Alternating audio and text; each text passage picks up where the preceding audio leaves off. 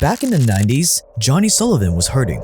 Johnny got into a construction accident in 1992 that left him in extreme pain. It felt like somebody had an ice pick all the time, gouging right down in my backbone, just wiggling all the time. And it seems like the pain goes right up to your brain. I mean, it just devastates your brain so bad. I mean, it's like somebody standing there gouging all the time. It's 24 hours a day, 7 days a week. Even after getting surgery, he was still in constant pain. And since he couldn't work anymore, his life was falling apart and he was losing everything. His phone, his life insurance, he almost even lost his home. But then he found his miracle, OxyContin. There is always something that can be done to reduce pain. These magic little pills made all his pain just melt away. Johnny was so happy that he found OxyContin that he actually ended up being part of the pill's marketing campaign.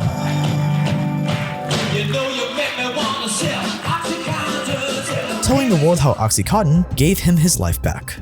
I got my life back now. Now I can enjoy every day that I live. I can really enjoy myself. And before, even a good day was hell. I mean, I couldn't enjoy nothing, but now I can enjoy myself. That's when I said wonderful. They're marketing it in such a way, telling us that this will be the best thing that we could ever use for pain, for patients, and it's non-addicting because it's a time-release drug, and we don't have to worry about addiction, and this is the best thing you could ever do, and we're really encouraging that. He started enjoying his life again. He was able to work again to support his family. Johnny had hope again, but it wouldn't last long. Because less than 10 years later, Johnny would turn up dead. He had become addicted to OxyContin, and one day Johnny fell asleep while driving his truck, flipped it, and died instantly. And just like that, the drug that gave Johnny his life back killed him. And Johnny wasn't some junkie or drug addict. He was just a regular guy who didn't want to be in pain anymore. A regular guy who trusted the drug doctors prescribed him. They've been told by doctors and they've been told by a large company that the risk of taking this stuff is minimal and the potential benefits are unlimited. The sad part is that this is not an uncommon story. There are millions of Johnnies out there who are convinced OxyContin would save their life. Since I've been on this new pain medication, I have not missed one day of work, and my boss really appreciates that. Lauren is there every day. Only to come find out that OxyContin was an insanely addictive drug that led to their death. 500,000 deaths to be exact. Out of this, nearly 1 million Americans have died from drug overdoses in the last 2 decades, and more than 70% of them involved opioids. 100,000 people died from drug overdose over the 12 months ending in May 2021, up 22% from the year before. Medically assisted treatments can be effective, but have a relapse rate of about 50%. This is going to be the worst drug that we've ever seen come into this county. And it's going to cause us more problems than any drug we've ever seen before. But who was behind this massacre? A quick Google search would point to a company called Purdue Pharma, the creators of OxyContin, which is correct. But if you dig a little deeper, you'll come across the family dynasty that owned Purdue Pharma. A very powerful family that's made billions off of the deaths of 500,000 Americans and practically got away with it. A family that has tried very hard to keep their name in the shadows. A family named the Sackler family. I get the impression that you have a very good time. I'm having a ball. My name is Jake Tran. I make documentaries on money, power, war, and crime in my team. Subscribe for more. If you want to win $1,000 cash, you just have to be following me at Jake Tran and you're automatically entered. A few of you have won already. Watch out for fake accounts. I will never message you asking for money. And this is the story of the Sacklers, the most evil family in America.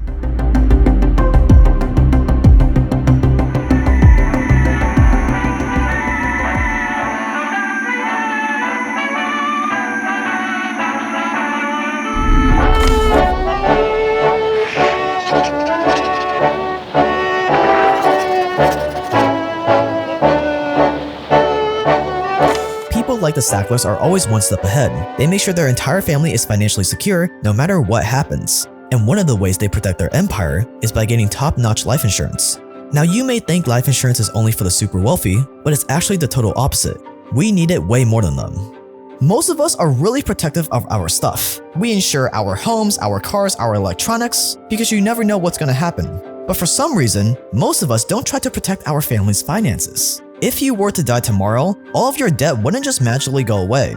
Your mortgage, student loans, etc. will get passed on to your loved ones. That could be your partner, your parents, or maybe even your kids. That is why you need life insurance. Life insurance would give your loved ones a financial cushion against these things in case you die. The problem is, the longer you wait to get life insurance, the more expensive it gets, and finding the right life insurance policy is really hard. But fortunately, that is where Policy Genius comes in, today's video sponsor. Policy Genius is an insurance comparison website that makes it easy to compare quotes from top companies, all in one place to find you the lowest price. They've already helped over 30 million people, and it's super easy to get started.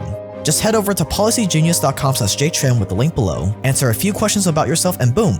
You could save 50% or more on life insurance by comparing quotes with Policy Genius. One of their 400+ licensed experts will explain your options to ensure you're applying for the right policy, and then when you're ready to apply, Policy Genius will handle all the paperwork and scheduling for free.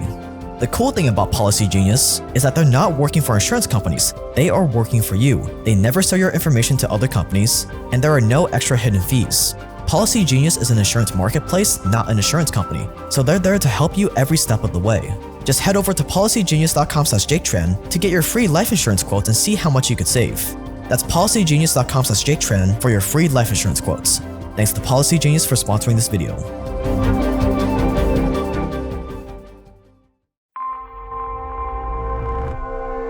So, you're the Sackler family in the 1980s, the owners of the infamous Purdue Pharma Company. Up until now, you've been pretty successful in building power, influence, and money.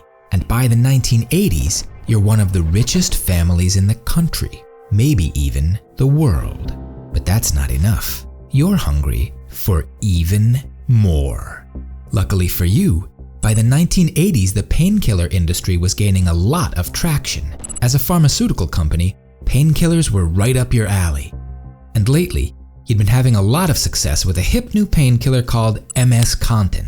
The Contin in the name stood for continuous, which was exactly how this new miracle painkiller worked. Basically, MS-Contin was a morphine pill with a patented controlled release function.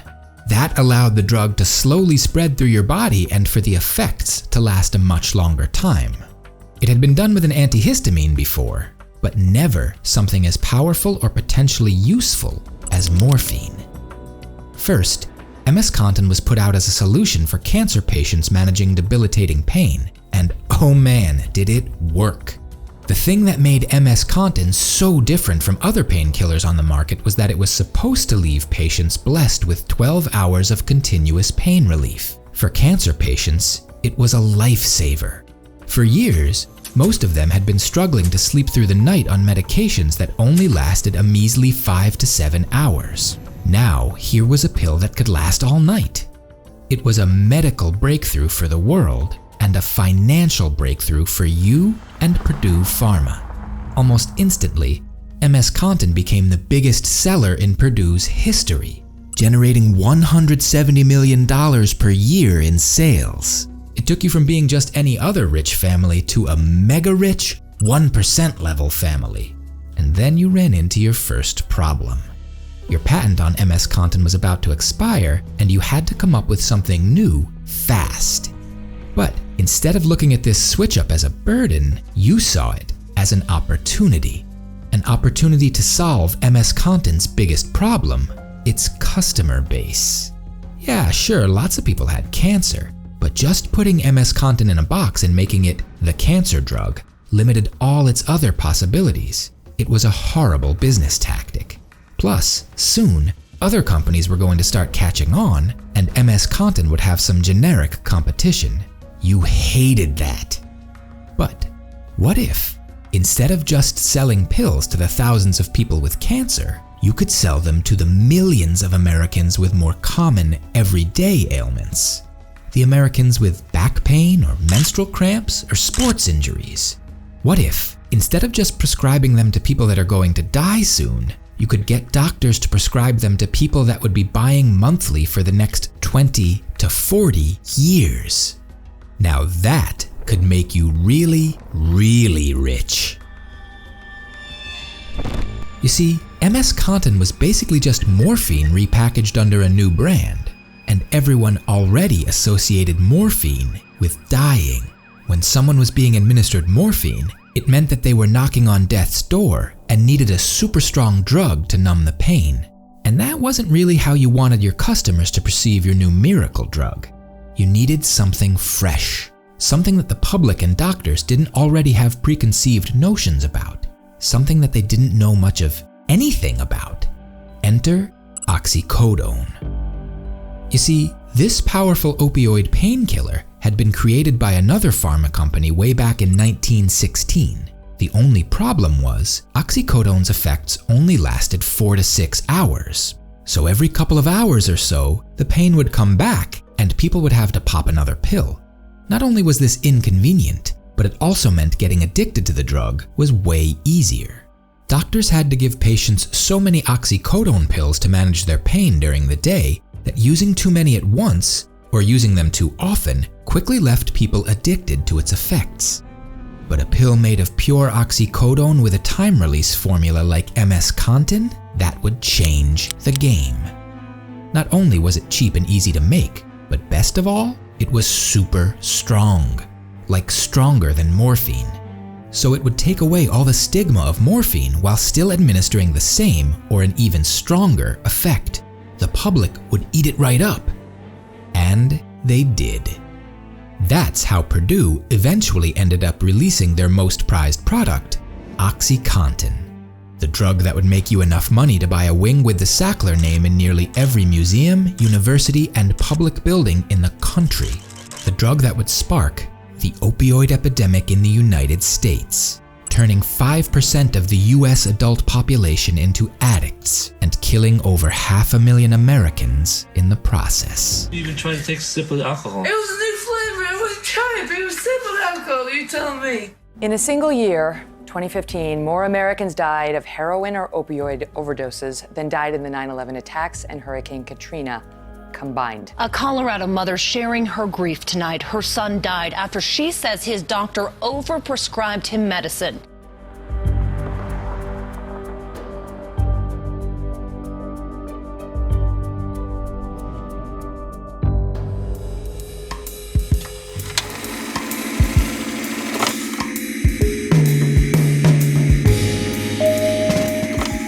Even though the Sackler family is the 31st richest family in America today, it wasn't always that way. Before Purdue, before the wealth, before the infamy, the Sacklers were just 3 brothers from Brooklyn: Arthur, Mortimer, and Raymond. Their parents had immigrated to the United States from Poland and Galicia, now part of modern-day Ukraine. In New York, the family made a pretty nice living owning a grocery store. But that wasn't good enough for their oldest son, Arthur. He was born to be a leader and had that insatiable drive for success that most entrepreneurs could only dream of. But Arthur was also very egotistical. As a kid, he started working at his dad's grocery store. He went to high school when he was just 12 years old, and by the time he was 15, he had enough money from his variety of side hustles to help support his family. Soon, he was working more jobs than he could possibly handle by himself. So he started passing off the opportunities to his little brother, Morty. Then his youngest brother, Ray, got sent to work too. Arthur got them both positions selling ads for their school's student magazine, The Dutchman. They even managed to land an ad for Chesterfield cigarettes targeted at students. The ad earned them all a nice fat commission, their first taste of fortune. But while Arthur and his brothers were raking in the cash, their parents' business took a turn for the worse. With no money for university, it looked like Arthur's dreams of making it big were unattainable. But Arthur was determined to make it, determined to prove himself to the world. In the end, Arthur and his brothers would end up surpassing even his wildest dreams.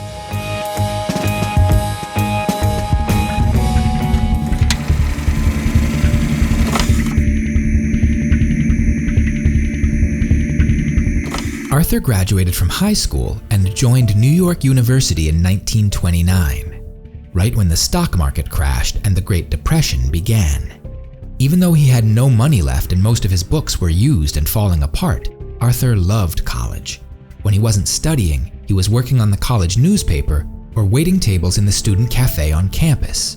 He would send money back to his parents and mentored his brothers on how to do well at their jobs while he was away. By the time Arthur graduated from college, He had enough money from all these odd jobs to buy a new store for his parents. And all of this was during the Great Depression, when the unemployment rate in America hit 25%, and people were losing their homes and businesses faster than ever before. Even at such a young age, Arthur Sackler had proven his money-making abilities, and then he went off to start medical school. Inspired by medicine, Arthur used to say, "A physician can do anything," and he took that very literally. After graduating with his medical degree and interning at a hospital for a few years, he started working at Creedmoor Psychiatric Center in 1944. He'd become fascinated by psychiatry, even though it wasn't a highly regarded field of medicine at the time. At Creedmoor, he worked in a special ward for violent women. His job? Administering electroshock treatments. Far from its watered-down form today, in the 1940s, electroshock treatment was a brutal way doctors tried to rewire the brains of mentally ill patients. Impressed by his success, Arthur's younger brothers followed in his footsteps. They studied medicine at the same school, and it wasn't long before Mortimer and Raymond were also working at Creedmoor and shocking the patients. In their time at the psychiatric center, the brothers administered thousands of electroshock procedures, and they hated it. They thought it was pitiful that the incredible world of American medicine hadn't figured out the human mind beyond shocking it into compliance. So they started doing some experiments on why electroshock treatments were making people more docile. They realized that the procedure was creating a chemical reaction in the brain that produced a relaxed, calm effect. So what if they could cut out the middleman of shocking people or sticking ice picks in their brain and just inject patients with a substance that makes the brain release these chemicals? That's how the Sackler brothers started focusing on chemical solutions to the mental illness problem. Since Arthur had a unique background in editing and publishing for school newspapers, he started running articles educating the public about their line of thinking.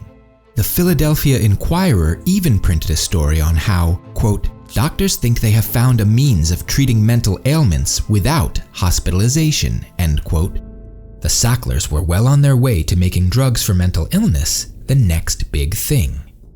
Luckily, they'd hit marketing gold with their timing. Penicillin had just come out, and everyone was on board for the miracle drug era. At first, Arthur started working as the marketing genius for other pharmaceutical companies, the biggest cash cow of the lot being Pfizer. This is where he really developed his trade of naive advertising, going for consumers who didn't know they're being advertised to, camouflaging paid promotions as editorials or research papers. It's still a popular trick in the advertising world today, but back then it had never been used in the medical world, and it would change everything. By 1952, the brothers had accumulated enough money to go in together on a joint venture. Nothing too crazy, just a little investment for a small patent medicine company called Purdue Frederick. They bought the company for $50,000.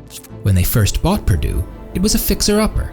The company had a few boring everyday products, like an earwax remover and a laxative, but nothing that was going to bring the wealth and esteem that the Sacklers craved. So they moved towards more exciting markets. First, they got into marketing cat tranquilizers, but not long after, they realized that there was a way bigger market to take advantage of, a market they had first been introduced to back at the Creedmoor Psychiatric Center. That market was anxious humans. So Purdue Frederick started pushing two drugs called Librium and Valium as the cures for anxiety and stress. But that wasn't enough. Soon they were recommending it for recovering alcoholics and muscle spasms. That's when Arthur and his brothers started getting really, really rich. That's when they realized that if they took one of their magic pills and marketed it to everybody for everything, they were going to make millions and millions of dollars. And they did. With all their Valium money, the brothers became public philanthropists of everything from the arts to education. They donated entire libraries to Ivy League universities and wings to some of the most well-respected museums in the world, each proudly bearing the Sackler name. By the 80s, the Sacklers were richer than any of us could probably imagine. Everyone was telling Arthur to sit back and enjoy the spoils of his hard work. that he could finally relax. But Arthur Sackler was far from relaxed, and that finally caught up with him in 1987 when he suddenly died from a heart attack. At the age of 73, the patriarch of the Sackler family was dead. People expected his empire to fall apart, but little did they know it was only the beginning of the Sackler family's money-hungry dynasty.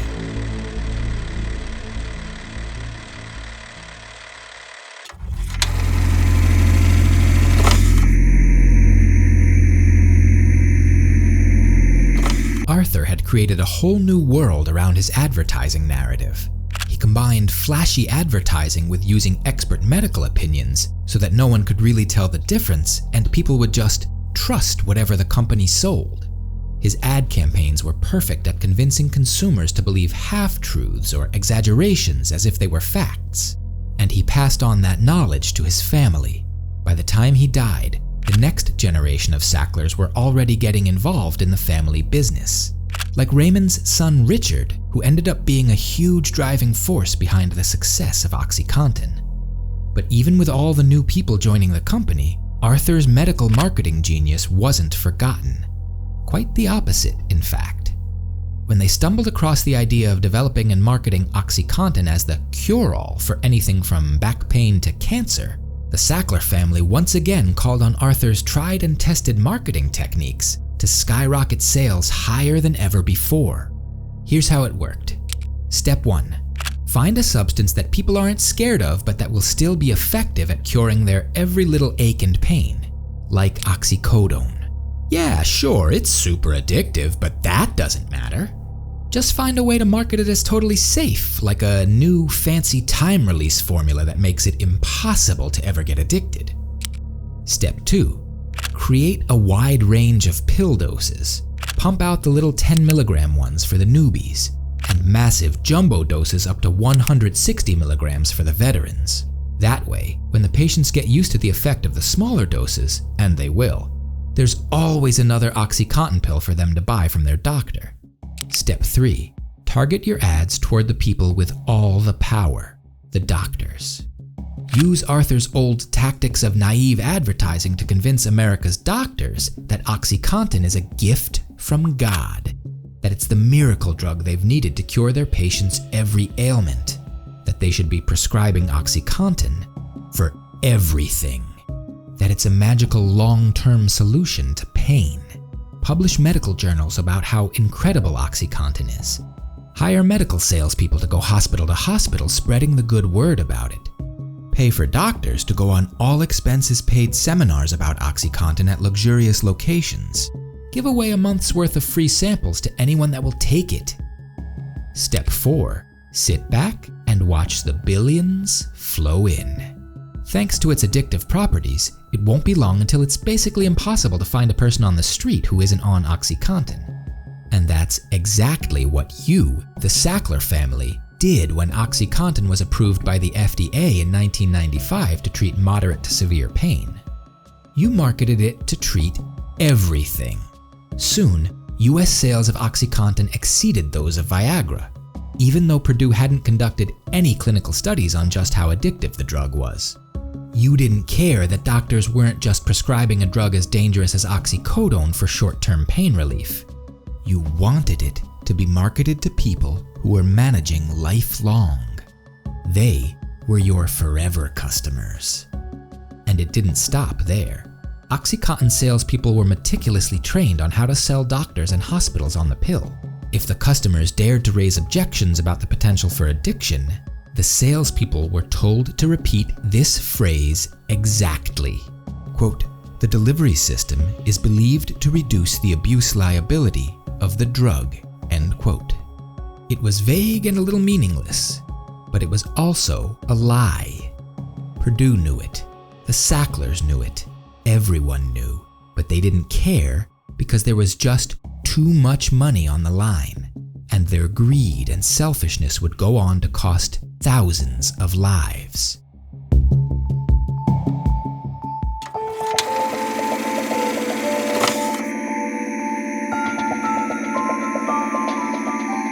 After releasing OxyContin, their miracle drug, the Sacklers had officially developed a a financial empire. But the reality of OxyContin started taking its toll almost immediately. Right after it was released, people started abusing it. It started in Maine and Appalachia. People realized that it was pretty easy to bypass the time-release formula by grinding up the pills and snorting them, or dissolving them in liquid and injecting them. Just like the oxycodone in the early 1900s, using OxyContin in this way would provide a huge hit of oxycodone all at once.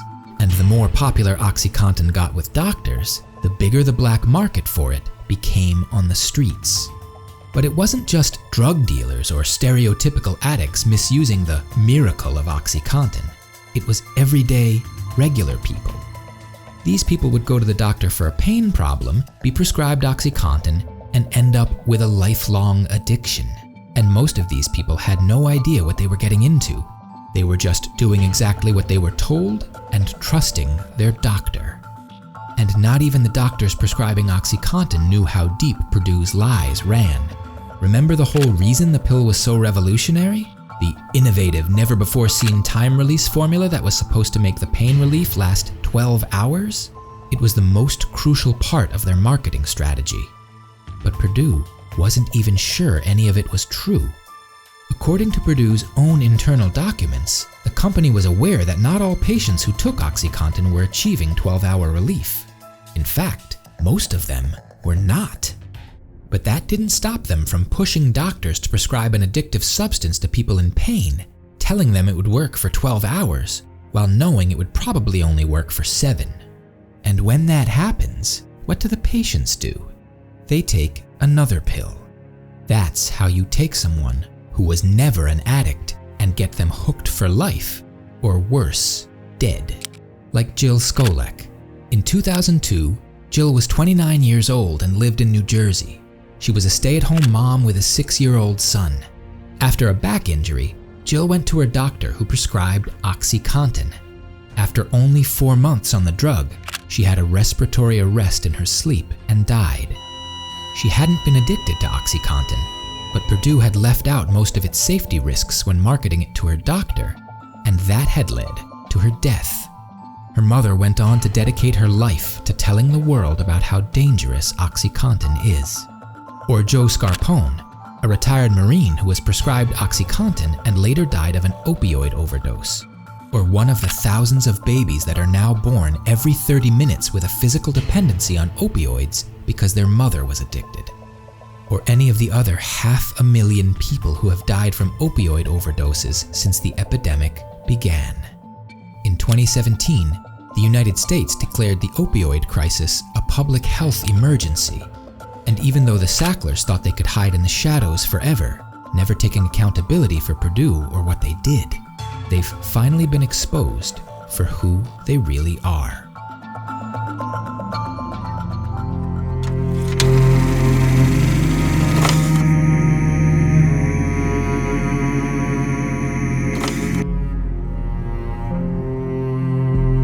In 2020, the Sackler family's lies caught up with them. After months at court, Purdue Pharma pleaded guilty to fraud and paying kickbacks to promote their products. The court found that Purdue Pharma, the Sackler family, and their aggressive marketing techniques used to shift public perception of OxyContin were key in developing the opioid epidemic, that they played a vital role in 500,000 people dying. Epidemic on all fronts. And for their crimes, the Sackler family has to pay a $6 billion settlement and surrender control of Purdue. And that number could even increase to as much as $10 billion over time. Now, the money and the former Purdue Pharma company, now renamed Noah Pharma, will be used to fight the opioid crisis it helped create.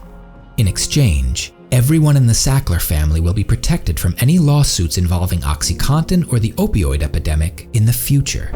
If you had to put a price tag on killing 500,000 people, I guess it's $6 billion. Many of the modern-day Sacklers maintain that this contribution is generous, that OxyContin really was a miracle drug that got ruined by a bunch of junkies. I mean, what else are they supposed to do besides pay up? But there's one thing the Sacklers have yet to offer: an apology.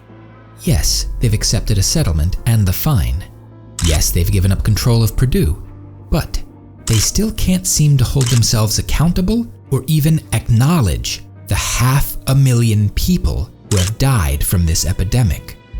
And I guess they'll never have to now, because even after paying their $6 billion bill, guess what? They'll still be billionaires.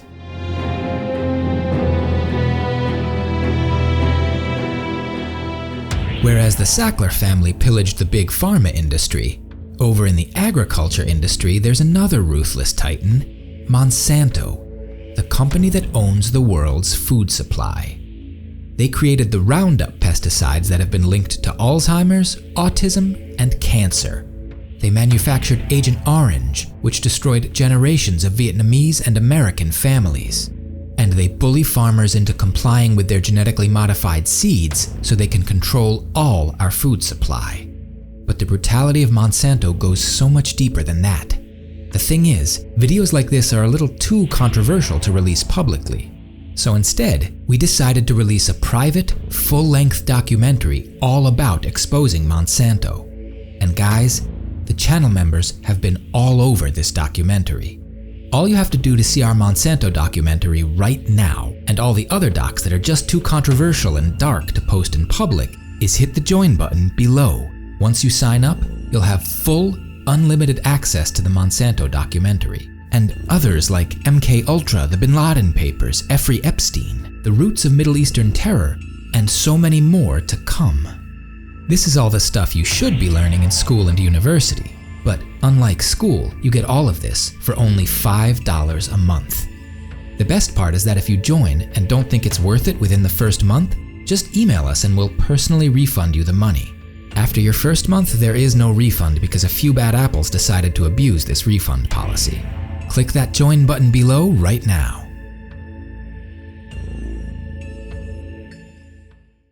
What's up guys, hope you guys enjoyed the video, and if you're new here, this is one of the biggest channels on YouTube for documentaries on money, power, war, and crime. So if you enjoyed this one, we make multiple documentaries just like this one every single week for free. So click that subscribe button below. Remember, you can always dislike and unsubscribe whenever you want, so you have nothing to lose. And you can follow me on Instagram for a chance to win $1,000. We've already had multiple winners in the past that we sent money to, and you can follow me at Tran. But that's gonna wrap it up. Stay dangerous out there, and I will see you guys in the next one.